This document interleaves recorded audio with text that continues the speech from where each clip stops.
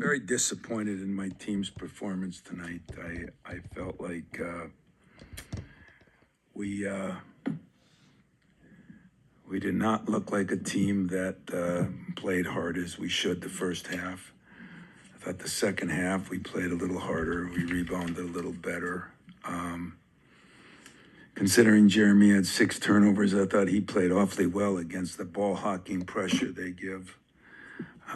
I was just disappointed in some of our other key guys. I mean, Cooper and Kohler played better the second half.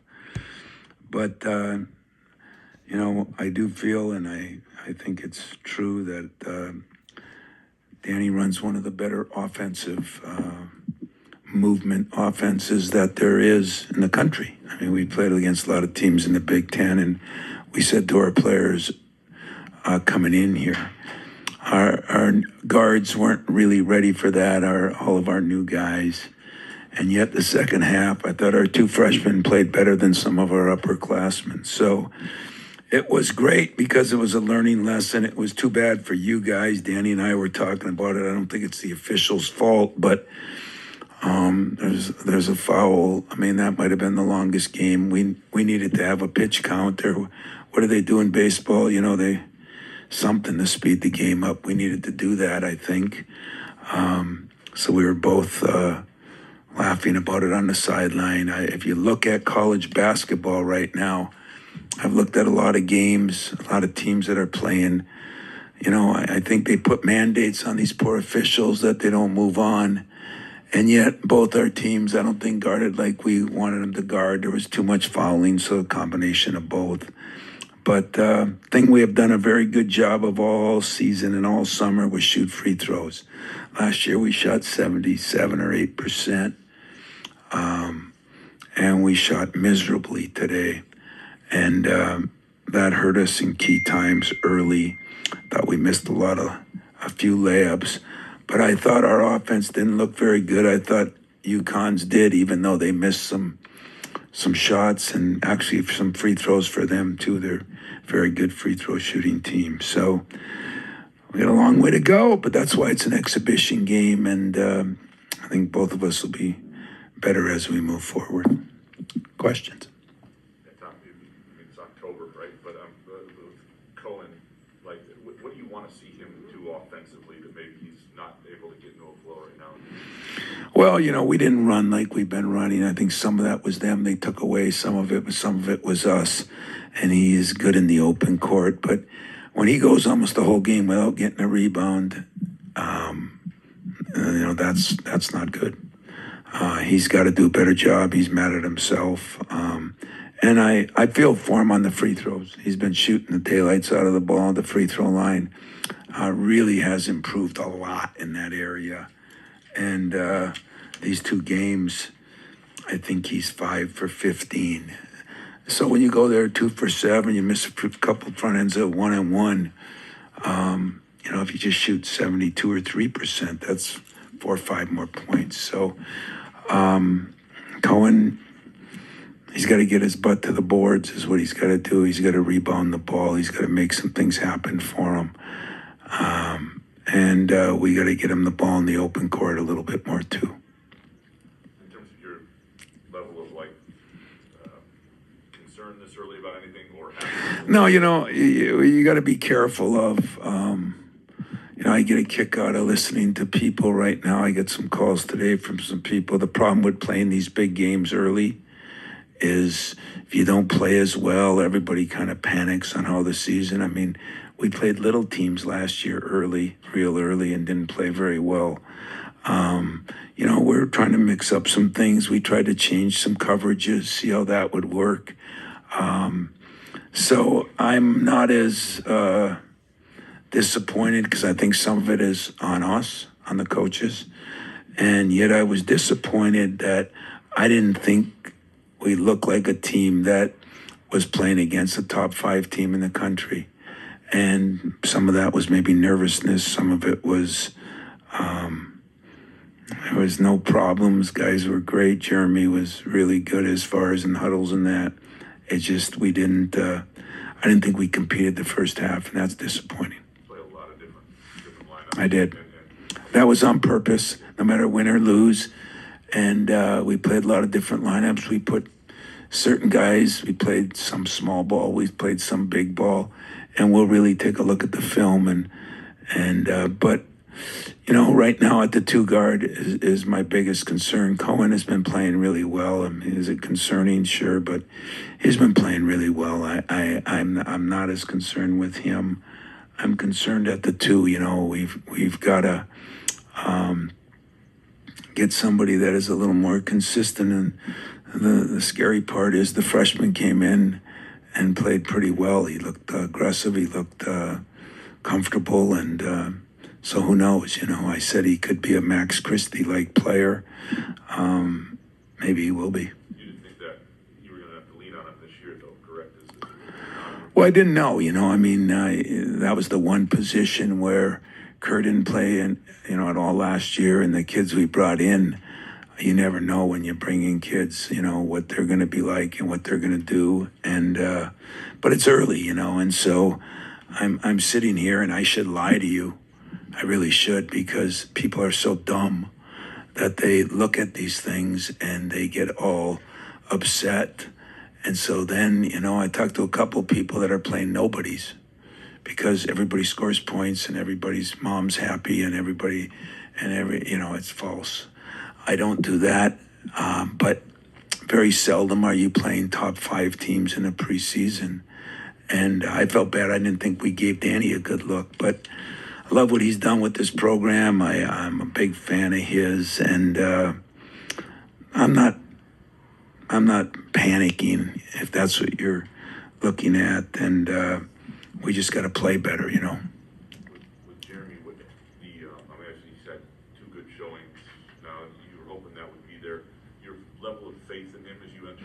Yeah, I feel a lot better about Jeremy. You know, like I said, a couple of the turnovers were just weird turnovers, but I felt like he's running my team. I felt like he's guarding pretty good. I felt like we didn't push the ball as well today, but give UConn credit. They just kept throwing guard after guard after guard in on them, and all those guards are athletic and strong. So, they're going to be a good team too. And I think it hurt us a little bit because they had to play a little more small ball with Reed out, which, Reed's a pretty good player too, but I think that hurt us a little bit. They were smaller, and we didn't guard that as well. We probably should have subbed a little more, and there we were trying to see if Coop could guard people and Jackson, and so we learned some things both ways, but you don't run into many teams that can do that. At sometimes they were going very small. Yeah, last thing for me, your defense is based a lot on trust and help and the gaps and things. You got a lot of new pieces in different lines. But are you, based on who we're seeing play, not really concerned about how that'll evolve? Oh, I'm concerned about everything, but I'm not concerned that we'll get better at that. But some of it is, I think we played a team that's one of the best movement teams, definitely, that I've seen.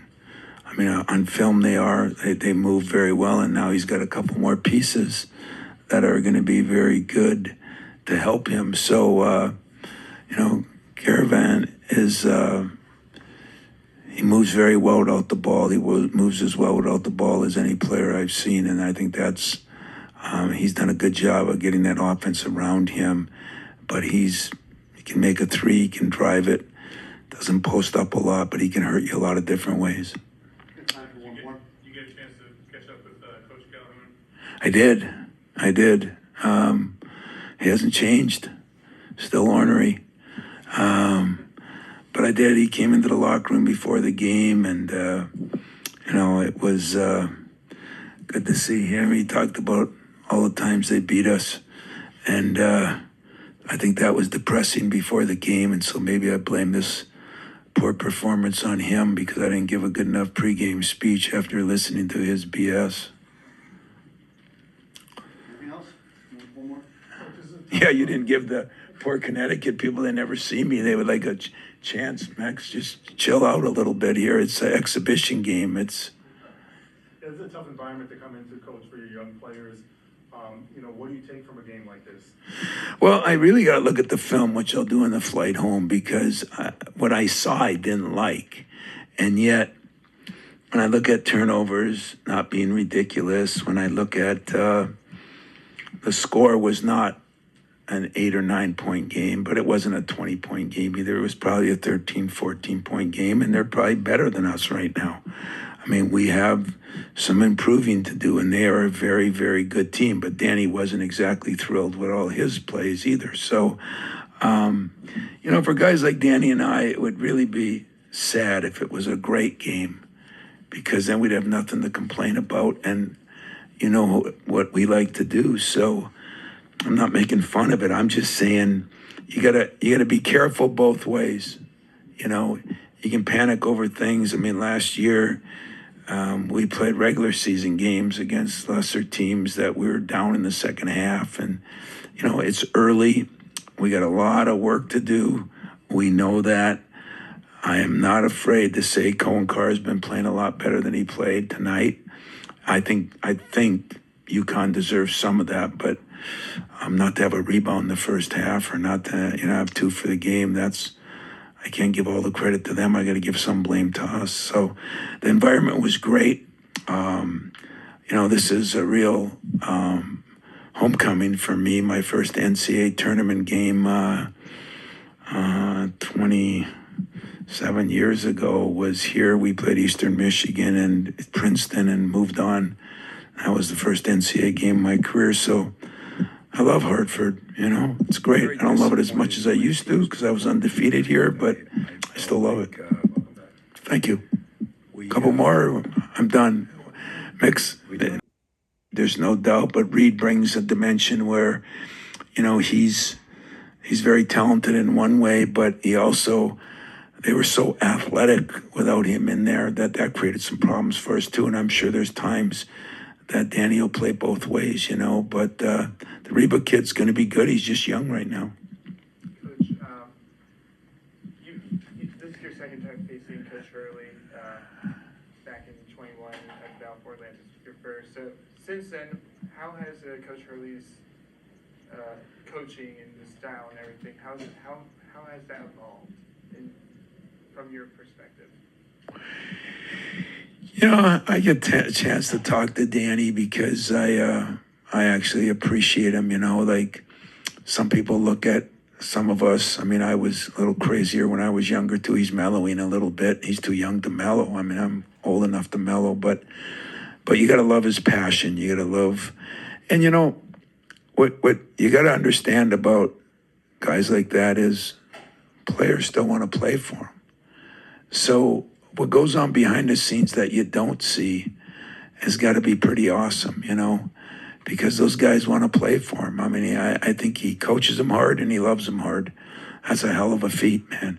If you can coach them hard and love them hard, I think you really got something, special. And I think he has that. And I think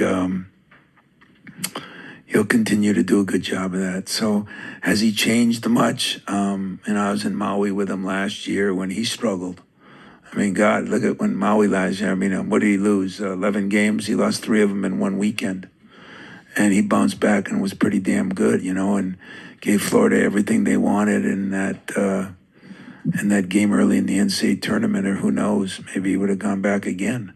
So I'm not worried about Danny. He's done a good job. He's a good coach, but don't get carried away by what you see in his demeanor sometime, because those players, they play for him, and they rally around him, man. I absolutely love it personally. Last one. This is even better. There's no last one. Hey, I appreciate all you out here. Keep supporting your team. You got a good team, and I'll talk to you soon. What are you waiting for? Oh, Bobby? Okay. Yeah, happy with some things. First of all, it's, there's programs, during the course of, the Marquettes, I think, and the Marquettes, the classy programs that you just have a lot of respect for the way that they do things. But the ultimate, for me, I've modeled so much of how I've tried to be, a coach and then a college coach but just by watching and trying to model and learn as much as I can from Coach Izzo. So it's just awesome for us to be able to get an exhibition versus one of the greatest coaches to ever do it in college, and then one of the classiest, winningest programs. So that was, I thought, a good physical test for us. There's obviously things I liked. I'm just trying to rack my brain for what I liked real quick. I love Jay Ross. I mean, I've seen that movie in my home a lot, streaming in my house. But I think that now let's hope that movie is now going to theaters so the public can see it. I mean, that's the Jaden Ross that we've seen on a daily basis a lot. That was exciting to see that. And we need that, especially with Braylon out. So I love that. I thought we played hard. Obviously the fouls are an issue. They've been an issue in both games.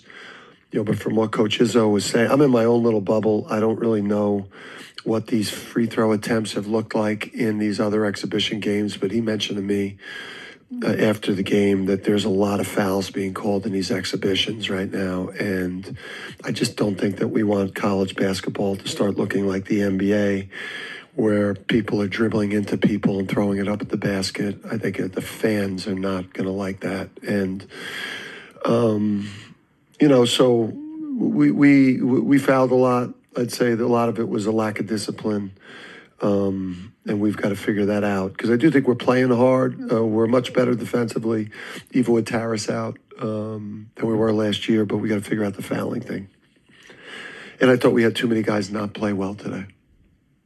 With the two big guys in foul trouble and obviously Taris out, the smaller lineup, you kind of pulled away a little bit with those guys. Is that a good thing to see? Well, yeah, I mean, we were in foul trouble in the first half, even with the 6 fouls. Yeah, I mean, that's definitely a lineup that we're going to want to play.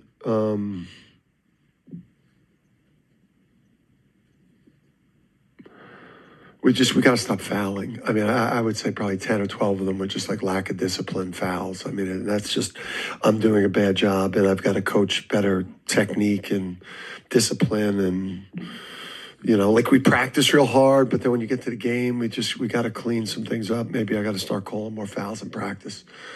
So. You guys decided it was going to be just 6 personal fouls? Was that before the game? Yeah, I mean, we talked with those guys because our staffs talk a lot, and I actually at halftime I tried to go over and ask for 8. Coach said, so he didn't want to do that.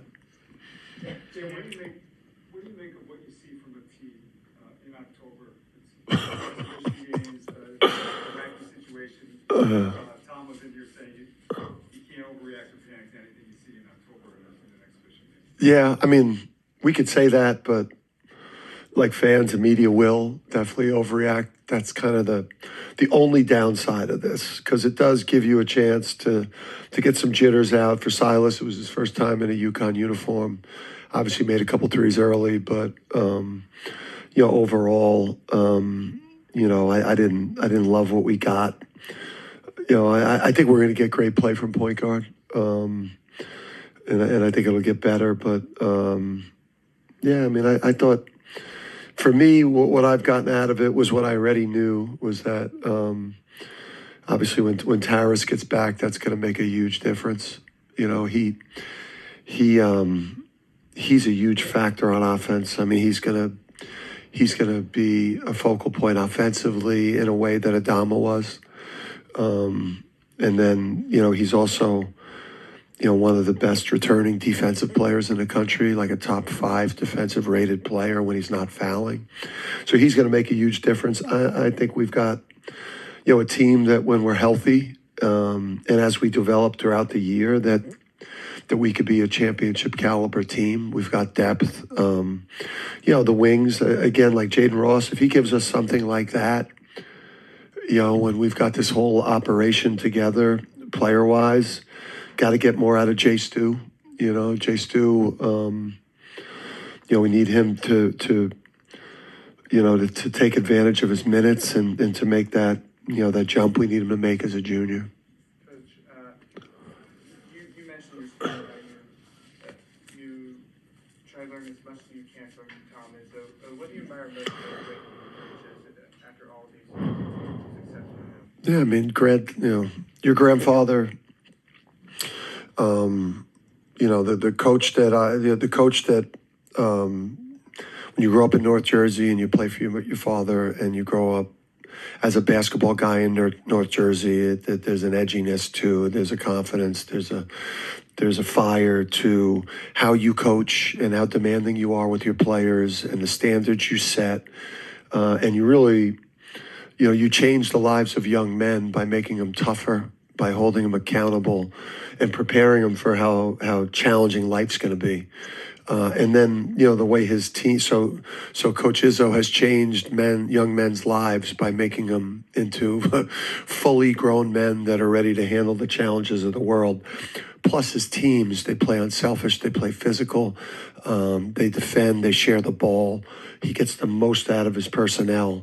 After you play his teams, everyone in your team immediately is in the ice tub, because of the physicality and just, the guy he's not a cheater, he's not a fake, he doesn't have like a fake persona with the media.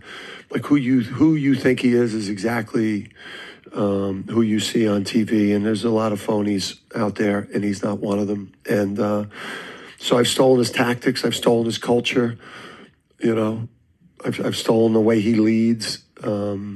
He's one of the best coaches to ever do it. Terrace warming up today to seem like he's closer to being clear to play. Yeah, I mean, it's one of those things where it's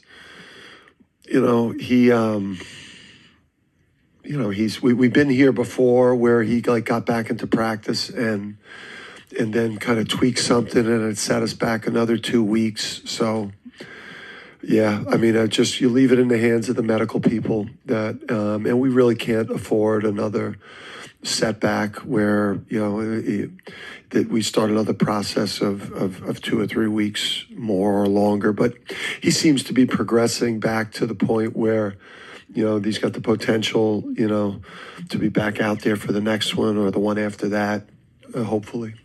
Coach, Braylon gives you that deep ball, right? You don't have that. How do you adjust your offense without that? Yeah, I think more, more cutting. It was good to see Silas make threes. It was good to see Jay Ross make threes. Solo, I thought him and Alex, those deep threes they took to start the game were stupid for such veteran players. Like, you just don't want your first three of a game to be like, I don't even want to look at it on film. It felt like 28-footers. It's like you don't want your first three of a game to be that deep of a three. So, I would say that we have an offensive system that, that we've got to tweak a little bit to play into the strengths of Jalen a little bit more, Jaden a little bit more, do less things to create 3-point looks, more things to get people downhill, either in a mid-post with Jalen where he could go make a play or get Silas or these guards downhill. They also don't have to use a lot of these off-ball screens to shoot threes.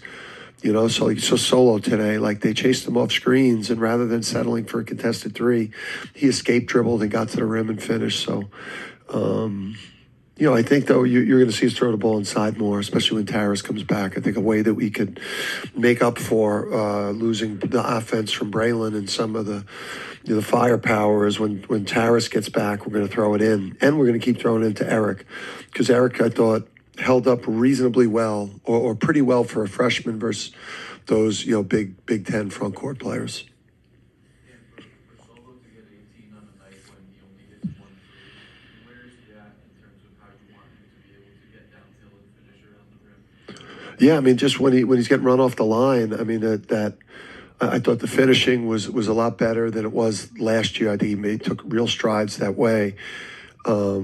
Anytime he got to his third, fourth, fifth dribble and started going laterally, things got a little bit shaky. But when he plays, he's a guy I think he's got to continue to learn how to play off a live dribble, off a shot fake, use some of these off-ball actions to get downhill at the rim when they chase him over the top. But I think he took a step that way. I just think he took, he shot 1 for 7 from three. I thought he took like 3 bad threes that he could have like ripped it or shot fake it or straight line drove it. And now moving on to the regular season, I know you're missing some guys, so it's an incomplete look, but do you like just the team's makeup? Yeah. What you have on hand for Yeah. now going on your resume? Yeah. I mean, tonight we were missing 2 starters. We're missing a guy who's potentially, just a flamethrower in Braylon, who, is an excellent offensive player and one of the better perimeter defenders. And then Silas, who's obviously is focal point at both ends and a guy that could potentially have a Sonogo effect on the team, a Klingon effect as a starting center, potentially be one of the best centers in the country. So I'm happy. Obviously, I'm the fouls. I mean, that was a tough game. I mean, it was a very frustrating game. And it was a long game. I'm shocked. I said to the guys at halftime, we were like heading for a 3-hour game. So I guess we just shot the free throws quicker in the second half. But no, I love the team. I think this team's got a chance to be. Obviously, we got to get better. We got to clean up the fouling. We got to get better in ball screen defense, especially with Eric in the game. We had some breakdowns there. But yeah, I mean, this team. I feel like this team has got a chance to be a contending team this year, both in the Big East and we got a lot of answers. Coach, what do you like about Dwayne's toughness? I thought Dwayne played well. I don't know what he was doing. I want to watch the film. I don't know what was going on out there. If he was I just don't understand how and what he was doing to keep just fouling people. Because like he had 4 rebounds in 10 minutes. He gives you a different look at center. Like he rolls and puts pressure on the paint and rolls because he's so quick and mobile, which opens up things on the perimeter. Or like I think Dwayne could really help the team. He was a battering ram today, or what? I don't know what. I got to see the fouls. I don't know what the hell he was doing, but I love that guy. I think that guy's really going to help this team win games. You said there was a lack of goal last year with aggressiveness on defense. Obviously, there was that today. That's one way of saying it. The dump fouls and sort of cutting down on that, but keeping the intensity. See, I thought a lot of our fouls were like trying to make a play on the ball, whereas last year's fouls we were victim. We were just getting driven on our heels and just kind of flailing at the ball, where I thought we were making like assertive mistakes, aggression mistakes, maybe too much, trying to make too many plays on the ball, like being into the ball with too much physicality. You would much prefer to be in that situation and now try to like reel these guys back in with the aggression than the situation that we were in last year, where we literally just watched teams reverse the ball and drive the ball at will without any resistance. So we're putting up a great deal of resistance right now. We've just got to be able to apply that resistance without the lack of discipline fouls and obviously adhere to these new rules where we're potentially becoming the NBA, where it's like the guys are now dribbling into a defender that's guarding the ball, throwing their head back, throwing the ball up at the basket. I just don't know if the college fans are going to love those foul calls this year. We'll see how that goes. Anything else? Yeah, let's end on that. All right, guys.